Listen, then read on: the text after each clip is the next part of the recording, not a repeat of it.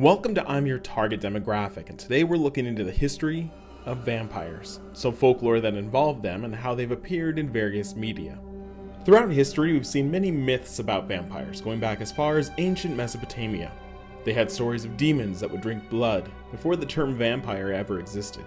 In ancient Greece, we had a character named Lamia who became a child-eating demon known for drinking blood.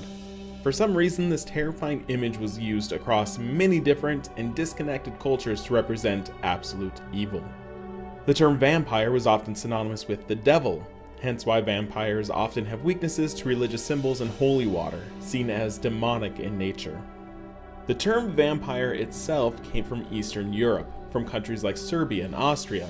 In these countries, being a vampire wasn't always about being dead, but you could do things like drink blood while you're alive and still meet the criteria. In Croatia, we have a relatively popular story in 1672 about a man who supposedly died, but villagers claimed he rose from the dead, drinking the blood of the living. At this early time, there wasn't a common agreement on how people became vampires. There were many superstitions that didn't last long, including burying a body upside down, being buried with an open wound, and even if an animal jumped over the corpse, that might signal that it would rise from the dead. Bats flying over graves at night is believed to be the origin of the vampires turning into bats attribute. While the term vampire was used mostly in Eastern Europe, other areas of Europe were using the term revenant and draugr, both forms of undead who shared similarities with what we call vampires. Throughout the 1700s, there was an actual crusade to find and kill vampires throughout Europe. There were many quote-unquote vampire cases, but science was so limited in those times that any findings were just anecdotal, and there were only a few witnesses to every incident. In small towns throughout Europe, there are still many superstitions about vampires and even recent sightings, though nothing has been well documented. Other myths about the vampire are relatively recent.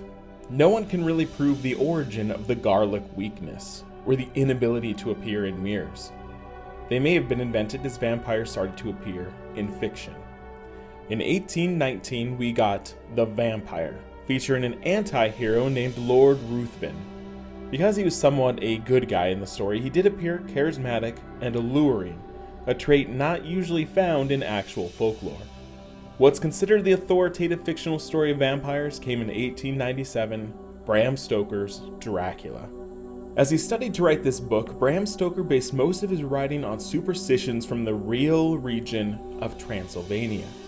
Because of using Transylvania in his book, it has since become a major tourist attraction and always tied to vampire folklore. Dracula was invented as fiction as well, though has become a mainstay in vampire mythology. Stoker's work is highly regarded now, but he died poor before his book saw much success. Since then, vampires have remained in our pop culture. They began with the silent film Nosferatu, intended to feature Dracula, but they couldn't get the rights to say so. The actual Dracula film followed, starring Bela Lugosi and kicking off Universal's series of monster films. We have Anne Rice's books, and the movies based on them, such as Interview with the Vampire. We have the television show Dark Shadows. Vampires even found their way into comic books, such as the vampire hero known as Blade. Things escalated with films like Underworld, that pitched a world where vampires and werewolves fought, or Van Helsing, which reimagined the hero from the Dracula novel as a badass vampire killer instead of a scholarly doctor. Then came Twilight in 2005, which propelled a whole new generation into the vampire genre, and even more so romanticized them, taking the form of glittery teenage heartthrobs. On the heels of this came the darker version True Blood on HBO and the more cheesy version on the CW, Vampire Diaries. For a few years, vampires were everywhere, but it seemed to slow down. Their dangerous nature paired with everlasting youth is a combination ripe for storytelling. Vampires have also seeped into other mediums, such as the playable vampire counts in the game Warhammer, or the role-playing game Vampire the Masquerade, that allows you to actually play the part of a vampire yourself. Video games such as Castlevania have been quite popular, even launching a Netflix-exclusive cartoon recently. So how do you feel about vampires? Do you think there's truth to the age-old rumors, or do you think it's all just small-town panic due to not understanding science? Let me know in the comments about your favorite vampires, and thanks for watching. Hey there, thanks for watching our video. We have hundreds of other videos just like this. So check out some recommended ones right over here based on what this video is about. Make sure you subscribe because we've got tons of stuff and I would really appreciate it. So check those out and thanks for watching.